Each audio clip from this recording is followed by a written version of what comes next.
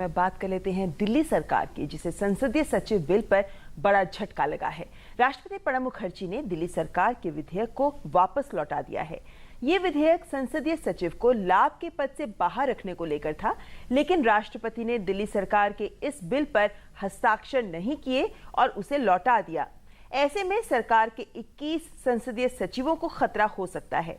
पिछले साल मार्च में दिल्ली की केजरीवाल सरकार ने 21 संसदीय सचिवों की नियुक्ति की थी, जिसमें किसी तरह का वेतन भत्ता देने की मनाही थी। इसमें बताया गया था कि इन नियुक्तियों से सरकारी खजाने पर कोई बोझ नहीं पड़ेगा। और इसी खबर पर ज्यादा जानकारी के लिए हमारे साथ जुड़ रहे हैं फोन लाइन पर हमारे संवाददाता सुधाकर दास। सुधाकर, राष्ट्रपति ने तो ये विधेयक वापस कर दिया है, लेकिन अब बड़ा सवाल यही कि क्या इन 21 विधायकों को अयोग्य घोषित किया जा सकता है? तो क्या ये माना जाए कि चुनाव आयोग के ही पास है, अब गेंद उन्हीं के पाले में है? जो बिल्कुल ममता, सीधे तौर पे एक बड़ा खतरा है, क्योंकि ये पूरा विधेयक इसलिए तैयार किया गया था, पास किया गया था, ताकि 21 विधायकों को ऑफिस ऑफ प्रॉफिट के दायरे से बाहर रखा जाए और रेट्रोस्पेक्टिवली पीछे की तारीख से इसको लागू करने की बात की गई थी।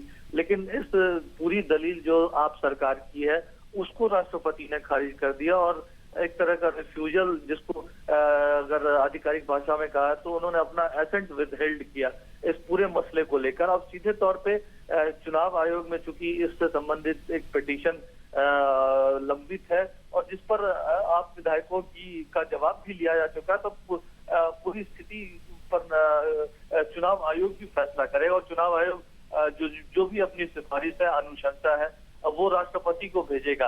लेकिन सुधाकर, ऐसे में ये भी कहे कि इसी आम आदमी पार्टी की सरकार के इस निर्णय की वैधानिकता को चुनौती देने वाली एक याचिका दिल्ली हाई कोर्ट में भी लंबित है, तो क्या ये माना जाए कि अभी कुछ वक्त लगेगा इस फैसले को आने में?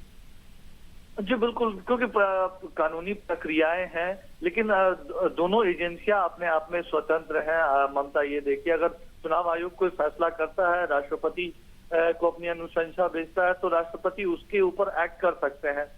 ये कोई बाइंडिंग नहीं है कि हाईकोर्ट के फैसले का इंतजार किया जाए। तो इसमें पूरी स्थिति में अब चुनाव आयोग का क्या रुख रहता है, वो कितना संतुष्ट है दिल्ली सरकार की दलीलों से, ये देखना पड़ेगा। हालांकि पर्सनल अपीयरेंस की एक मांग की गई है इन विधायकों की तरफ से, लेकिन जो दिल्ली का जो कानून है, नेशनल कैपिटल टेरिटरी एक्ट, तो उसके मुताबिक जो 15 है, उसके हिसाब से अगर कोई भी ऑफिस ऑफ प्रॉफिट के दायरे में आता है तो उसकी सदस्यता खतरे में पड़ सकती है।